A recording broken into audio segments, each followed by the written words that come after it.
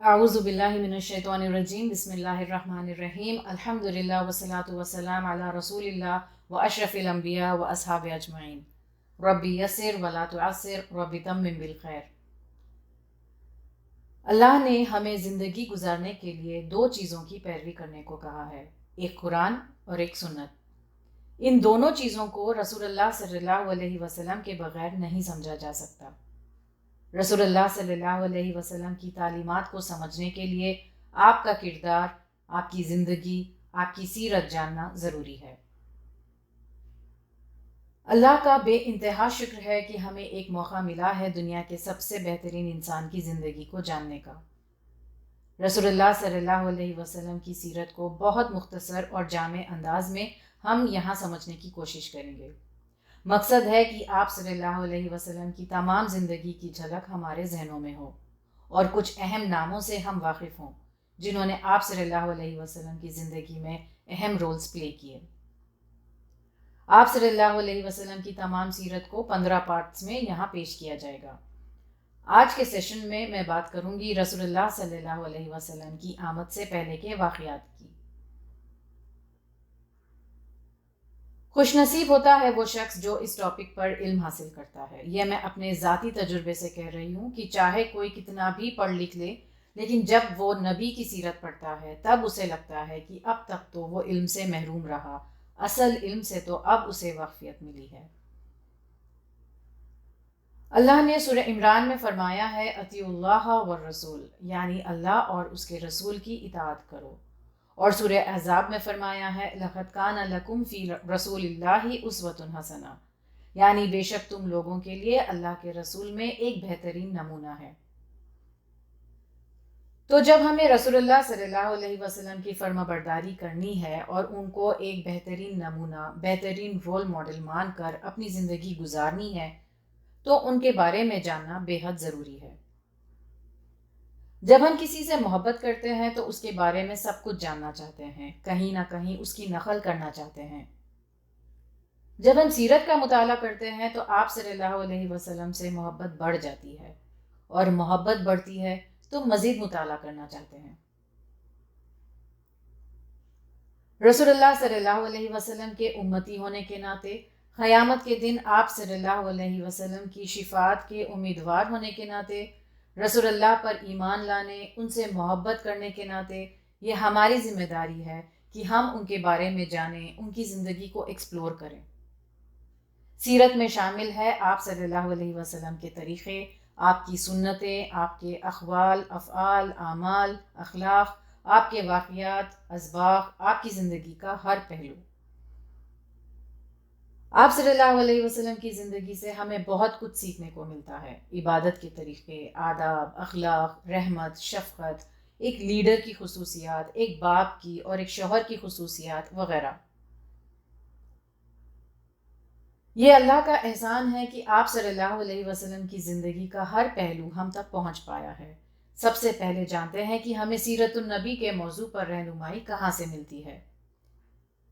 हमें ये इन्फॉर्मेशन मिली है कुरान से, अहादीस से, सहाबा और ताबीन की किताबों से, आप सल्लल्लाहु अलैहि वसल्लम के सिफ़ात पर लिखी गई किताबों से जिन्हें शमाइल कहा जाता है, आप सल्लल्लाहु अलैहि वसल्लम के मौजज़ात पर लिखी गई किताबों से जिन्हें दलाइल कहा जाता है, सहाबा की ज़िंदगियों से, मक्का और मदीना की हिस्ट्री से।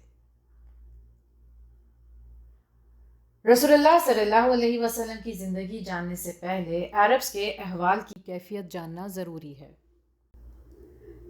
अहले मक्का उम्रा और हज करते थे, मक्का, काबा और 4 मुक़द्दस महीनों का एहतराम करते थे, लेकिन उनमें कुछ बुरे प्रैक्टिसेस कॉमन हो गए थे, जैसे बुत परस्ती, तकदीर बयानी, ज़िना, सूद, कत्ल, शराब, जुआ, जहालत, जबर, नाइंसाफ़ी।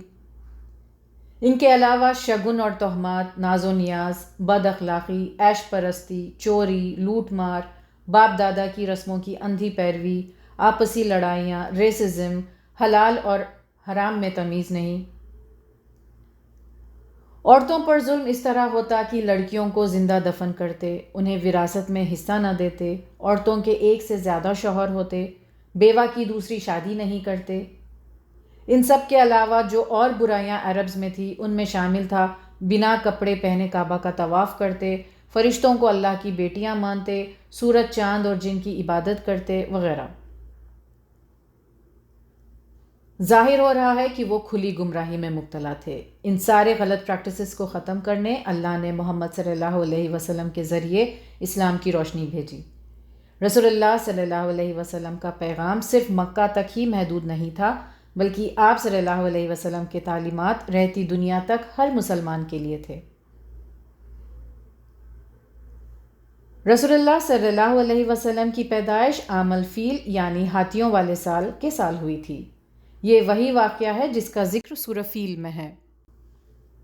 اسلامی تاریخ کے اعتبار سے یہ سال اپنی جگہ بہت اہمیت رکھتا ہے، کیونکہ ہم دیکھتے ہیں کہ تمام صحابہ کی عمر کو بھی اسی سال سے ایسوسیٹ کیا جاتا ہے، جیسے فلاں صحابی عام الفیل سے اتنے سال پہلے یا بعد میں پیدا ہوئے وغیرہ۔ مختصراً یہ واقعہ کچھ یوں تھا کہ یمن کا ایک گورنر تھا ابرہہ۔ وہ یمن میں کعبہ کی طرح ایک مقدس سینٹر بنانا چاہتا تھا تاکہ لوگ وہاں عبادت کی نیت سے آئیں، جس سے تجارت میں بھی اضافہ ہو۔ اس نے وہاں ایک شاندار چرچ بنایا جس کا نام خلیس تھا۔ قریش کے بنو کنانہ قبیلے کے ایک شخص نے وہاں جا کر گندگی کی۔ یہ دیکھ کر ابرہہ کو بہت غصہ آیا اور وہ اپنا لشکر لے کر مکہ کی طرف بڑھا، کعبے کو گرانے کی نیت سے۔ اس لشکر میں 60,000 سپاہی تھے اور تقریباً 13 ہاتھی تھے۔ سب سے بڑے ہاتھی کا نام محمود بتایا جاتا ہے۔ ابرہہ نے ایک عرب گائیڈ کو ہائر کیا تھا جو اسے کعبے تک پہنچائے، جس کا نام تھا ابو رغال۔ اس نے پیسوں کے عوض اپنی عزت کا سودا کیا اور ابرہہ کی مدد کی۔ جب وہ لشکر وادی محاصر کے پاس تھا، اللہ نے ابابیل نام کے برڈز کا ایک جھنڈ بھیجا جو ان کی مکمل تباہی اور ہلاکت کا سبب بنی۔ ابرہہ کی بھی موت ہو گئی۔ یہ واقعہ آپ صلی اللہ علیہ وسلم کی پیدائش سے تقریباً 2 مہینے پہلے ہوا تھا اور انگلش کیلنڈر کے اکارڈنگ وہ سال تھا 571۔ آج کا سیشن یہیں ختم ہوتا ہے۔ وآخر دعوانا ان الحمد للہ رب العالمین۔ السلام علیکم ورحمۃ اللہ وبرکاتہ۔